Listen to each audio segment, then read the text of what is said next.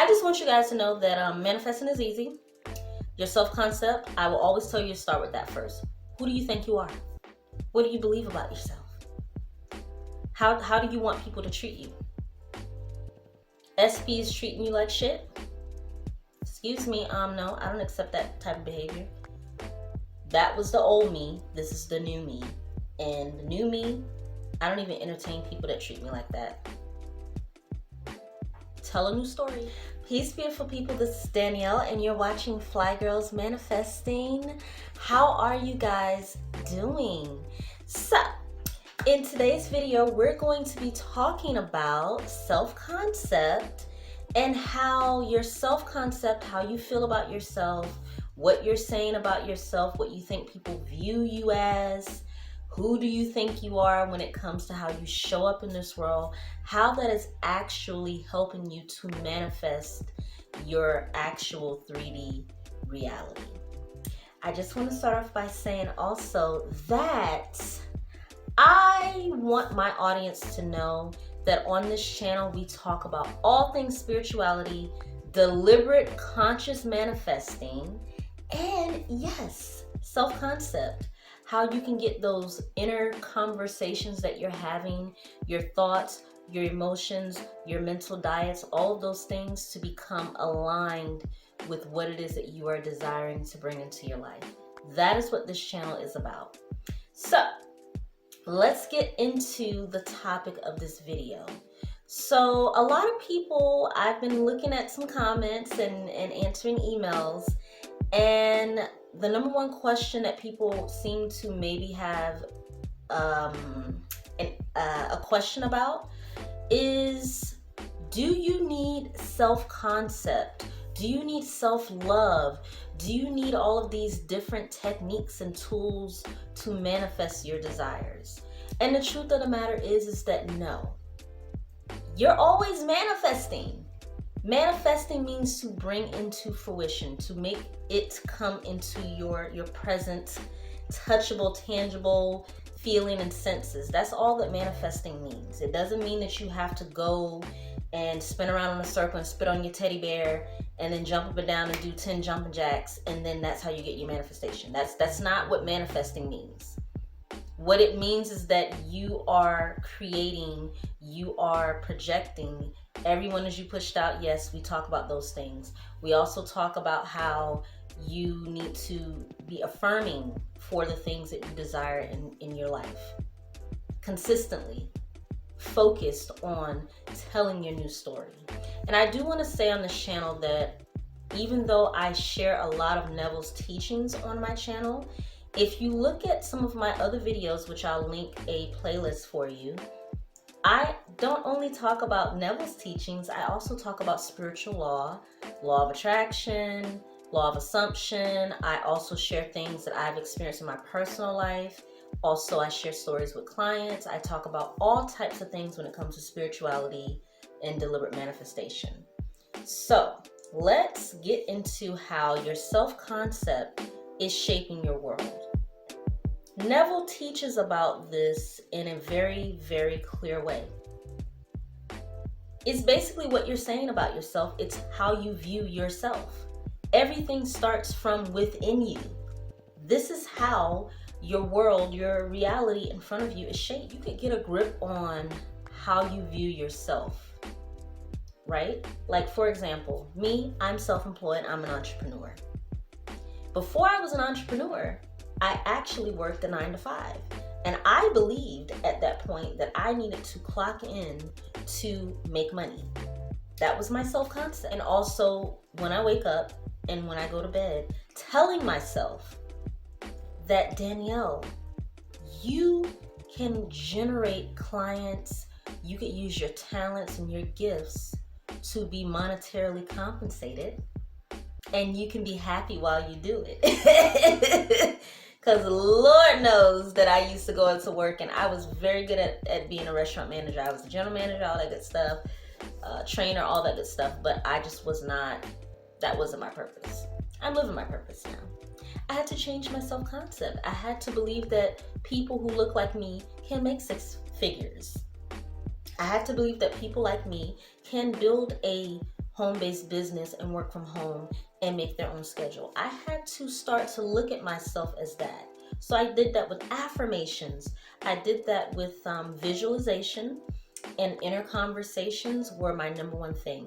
So when it comes to changing your life, if you want to create a new career opportunity, you want to manifest your SP, you want to have a specific thing come into your life, or whatever it is that you're desiring to manifest, you actually have to be aware of how you're viewing yourself as the person who would have that, right? So the number one thing that changed my life and the lives of clients that I work with when it comes to mindset coaching or anything that I've done with other services that I offer on, with my business, is that I realize that you can meditate all you want to, you can say all the prayers you want to, you could go back and forth with your rituals and your spells all you want to, but if every single day, throughout the whole entire day, you are telling a story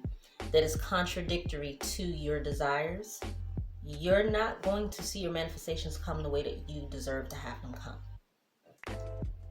So, the truth of the matter is that there is no right or wrong way to manifest things. Look, some people use the law of attraction, some people use the law of assumption. My life started to change when I started to use Neville Goddard's teachings when it came to self-concept and my mental diet. That's just, it is what it is. I can't sit up here and tell you guys that you have to do X, Y, Z to manifest. All I can tell you is that your thoughts create. Your thoughts create. Your thoughts create.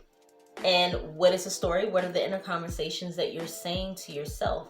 And I don't mean this like, okay, one day you say a different story, the next day you say, no, I mean that you have to be on top of your thoughts. Like things that are going on in your life in your 3D world, that's residual manifestations. What you're creating in the present is going to perpetuate itself into your future. So if you're feeling a negative emotion, allow yourself to feel that negative emotion, but get off of it as soon as you can, because it's not going to do you good to stay on negative things when your emotions are connected to your thoughts, which are creating stories in your head, which are directly connected to who you believe. And so I'm going to let you guys know that also there's another thing that I would love to share with you about manifesting. Manifesting is super easy when you learn how to align yourself with your desire, the energy of your desire. Yes, while Neville Goddard, his teachings are wonderful, this is my interpretation of spiritual laws. I'm telling you what works. I'm telling you what has worked for me and what has worked for clients that I've worked with, and what I've seen many other people on YouTube and social media and throughout my personal life. The one thing that people are going to have to understand, please get this, that aligning yourself with the energy, the energetic feeling of living in the end state of the version of yourself that has whatever the desire is. So let me give you an example. If you want to manifest an SP, manifesting a text is great, but why not, if you want to have the person be like your lover who loves and adores you, who can't get enough of being around you, treats you like God's gift to the world, treats you like a queen, why focus on getting a text when the end outcome and living in the end requires you to think from as if you already have it? So he wouldn't be sending you just a text.